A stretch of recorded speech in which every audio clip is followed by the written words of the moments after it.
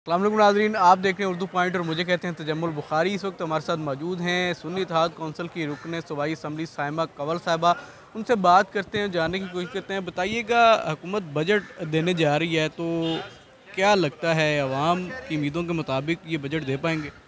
देखिए, आपने खुद देखा है कि हर तबका रोता पिटता नज़र आता है, एहतजाज करता। जैसे कि मैंडेट चोरी हुआ, उसके बाद आपने देखा कि टीचर्स आए सड़कों के ऊपर, जिस तरह किसान आए। अब आवाम को इन्होंने क्या रिलीफ देना है? हमारा ज़रई मुल्क है जो कि 70% आबादी हमारी जो है ज़राअत पे इन्हसार करती है। वो लोग यहाँ पर बैठते चीखते चलाते, उनकी गंदम नहीं ली गई। इन्होंने आवाम को क्या रिलीफ देना है? ये आवाम को रिलीफ देने नहीं, ये आवाम का खून निचोड़ने के लिए आए, ये अपनी प्रॉपर्टीज़ बनाने के लिए आए, ये अपने रिलीफ के लिए, आवाम के रिलीफ के लिए नहीं आए हैं। अच्छा, आपके पास क्या तजावीज़ हैं बतौर अपोजिशन रुकन और मेंबर सूबाई असम्बली के? किस तरह का बजट होना चाहिए जो आवाम को रिलीफ दे सकता है? देखिए, आवाम को रिलीफ़ वो दे सकता है जिसके पास मैंडेट हो। इनके पास मैंडेट नहीं है, इनके पास कोई स्ट्रैटेजी नहीं है, कोई प्लानिंग नहीं है। मेरा मौक़िफ़ ये है कि जिनके पास मैंडेट है उनको आना चाहिए, ताकि वो जो है लाहेमल दे सकें। अब ये यहाँ पर बैठे हुए इनके मिनिस्टर से कोई सवाल करते हैं, इनके उन लोगों के पास कोई जवाब ही नहीं होते हैं। अपोज़िशन ने जो किरदार करना है, हम अपना भरपूर अपोज़िशन दे रहे हैं और अपना किरदार भी अदा कर रहे हैं, लेकिन इसमें हमें ये है कि हमारी आवाम को रिलीफ़ मिले।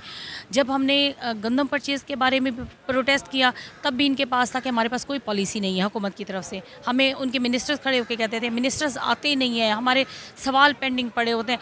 अब जिनके पास हमारा तो अपोज़िशन का यही मौक़िफ़ है कि आवाम को तब रिलीफ़ मिलेगा जब अवामी मैंडेट लेने वाले आके इधर बैठेंगे और वो फिर अपनी आवाम की नुमाइंदगी कर सकेंगे, वो आपको प्लानिंग दे सकेंगे। अच्छा, आजकल बड़ी खबरें जो हैं वो गर्दिश में हैं। वो लोग जो मुश्किल वक्त में पाकिस्तान तहरीक इंसाफ को छोड़ गए, अब उनकी वापसी के लिए रास्ते जो हैं वो हमवार किए जा रहे हैं, लॉबिंग की जा रही है। तो क्या कहेंगी, ऐसे लोगों को वापस आना चाहिए? देखिए, कुछ लोग ऐसे थे जिन्हें ट्रेस करवाया गया, जिन्हें रास्ते से हटाने की कोशिश की गई, जिनके ऊपर तशद्दुद हुआ है, और ये खान साहब बेहतर फ़ैसला कर सकते हैं। खान साहब जिसको वापस लेके आएंगे सर आंखों पर, हमारी हमदर्दियाँ उन लोगों के साथ हैं जिनको तशद्दुद करके, जिन्हें मज़ाहमत करते हुए, जिनको रास्तों से हटाया गया, जो डटे हुए थे राय हक़ के लिए, जो खान के साथ खड़े होते, जबरी तौर पर उनसे प्रेस कॉन्फ्रेंस करवाई गई। अगर उनको वापस लेके आया जाता है तो हम उनको खुशामदीद कहेंगे। लेकिन जिन लोगों से तो कौल आपके कि जबरी तौर पे प्रेस कॉन्फ्रेंस करवाई गई, लेकिन उन्होंने प्रेस कॉन्फ्रेंस में जो लबो लहजा इख्तियार किया या गुफ्तगू ऐसी की जिसने पार्टी को और इमरान खान को नुकसान पहुंचाया, उन लोगों के लिए भी लॉबिंग जो है वो शुरू है। तो क्या आप उन्हें भी वापस ले लेना चाहिए? नहीं, ऐसी बात नहीं है। जिनको स्क्रिप्ट लिख के दिया गया, जबरी तौर पे उनके घर वालों को यरगमाल बना के उनसे बयान दिलवाए गए, उनमें और जो खुद आके जिन्होंने प्रेस कॉन्फ्रेंस की, उनमें फ़र्क है। खान साहब बेहतर डिसीजन कर सकते हैं, खान साहब बेहतर फ़ैसला कर सकते हैं।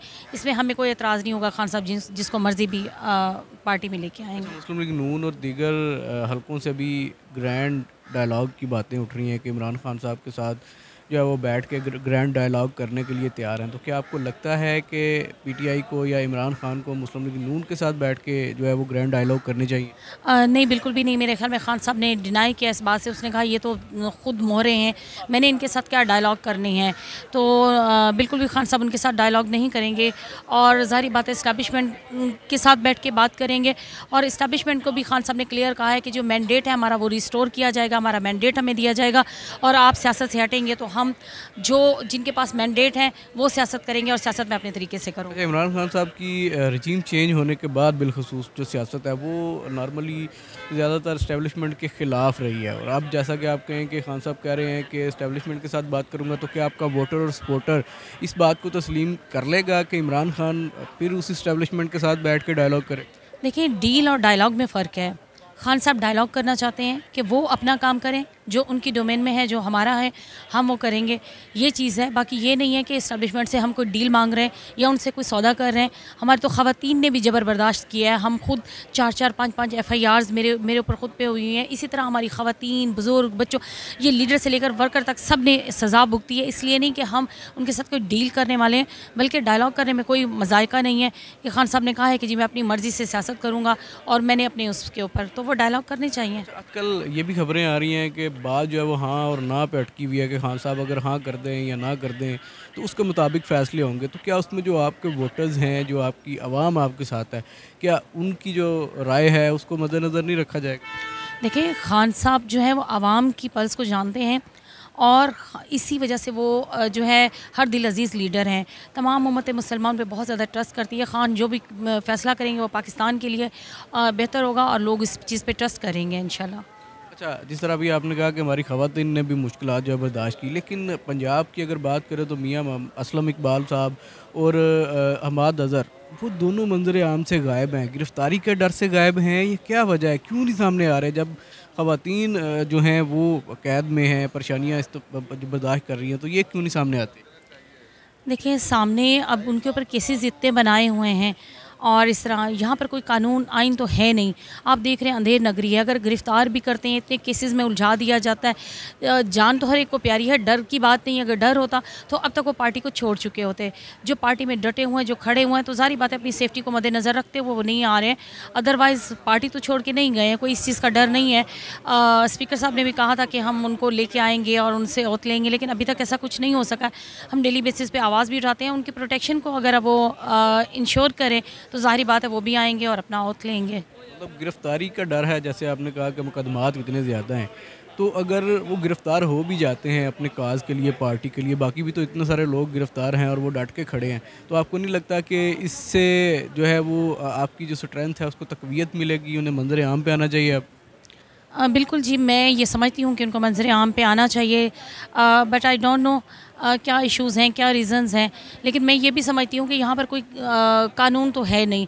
अगर किसी को गिरफ़्तार भी कर लिया जाता है, वो महीनों महीनों सालों सालों पड़ा रहता है। जिस तरह आप देख रहे हैं उमर सरफराज चीमा साहब, उनकी तबीयत ख़राब है, या इस तरह हमारी वो जो बुज़ुर्ग रहनुमा है डॉक्टर यास्मीन राशिद, वो भी अंदर हैं, तो फिर वो भी अंदर है। जब कानून नहीं है तो फिर इस चीज़ से थोड़ा होता है।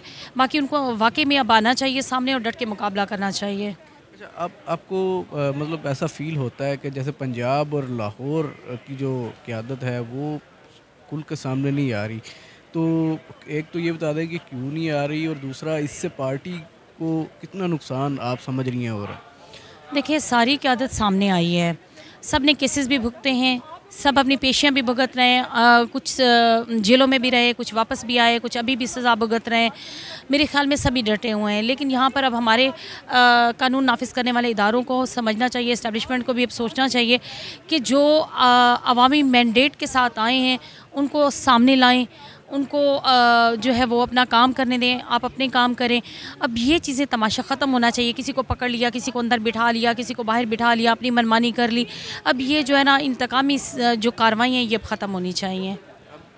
जो है ये कहा गया है कि अगर सिद्क़ दिल से माफ़ी मांग लें तो सारे मामला हल हो जाएंगे, तो माफ़ी मांगने में क्या कबाहत है, क्यों नहीं मांगी जाए?